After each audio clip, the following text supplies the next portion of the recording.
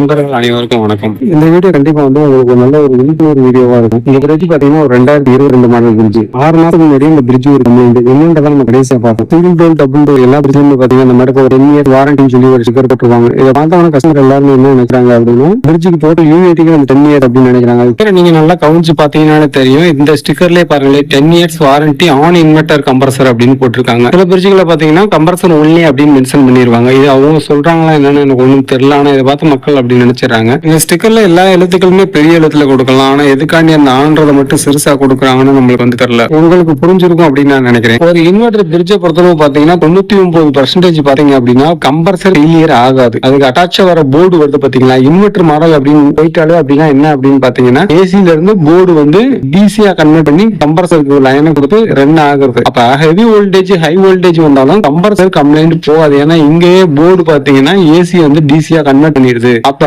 ஏசில தான் ஃபெயிலியர் அதிகமா நடக்கும். இப்ப ஹை வோல்டேஜ் நம்ம வருதுன்னா டைரக்டா போர்டு அதை தாண்டி தான் கம்ப்ரஸருக்கு போகணும். அப்ப அங்க போர்டே ஃபெயிலியர் ஆயிரும். இன்னொரு பாத்தீங்க அப்படின்னா இப்ப கடையிலே சொல்லிடுறாங்க, ஷோரூம்ல என்ன சொல்லிடுறாங்கன்னா ஸ்டெபிலைசர் தேவை கிடையாது. இப்ப அந்த பிரிட்ஜ்ல ஸ்டிக்கர்ல பாத்தீங்கன்னா கீழே இன்பில்ட் ஸ்டெபிலைசர் அப்படின்னு போட்டிருக்காங்க. இதை பார்த்துட்டு மக்கள் என்ன பண்றாங்கன்னா ஸ்டெபிலைசர் வாங்கி வைக்க மாட்டாங்க. ஆக்சுவலா வாங்கி வச்சிருந்தாங்கன்னா ஒரு 3 வருஷத்துல போற இன்வெர்டர் போர்டு ஆனது கிட்டத்தட்ட ஒரு 8 வருஷம் 10 வருஷம் வரைக்கும் வர்றதுக்கான வாய்ப்பு இருக்கு. இப்ப என்ன ஆகுனா வர்ற கரண்ட் டேரக்டா போய் ஸ்டெபிலைசரோட வேலை என்ன அப்படின்னு பாத்தீங்கன்னா கரண்ட் வோல்டேஜ் கண்ட்ரோல் பண்ணி கொடுக்குறது. அது நல்லா பிராண்டடா வச்சீங்கன்னா கண்டிப்பா அந்த வேலை நடக்கும். சாதா வச்சீங்கன்னா அந்த வேலை நடைபெறாது. நான் இன்வெர்டர் பொறுத்தவரை பயப்பட தேவையே கிடையாது. 10 வருஷம் 15 வருஷமா நிறைய வீடுகளில் பாத்தீங்கன்னா இன்னும் நான் இன்வெர்டர் கம்ப்ரஸர் ஓடிக்கிட்டு தான் இருக்கு.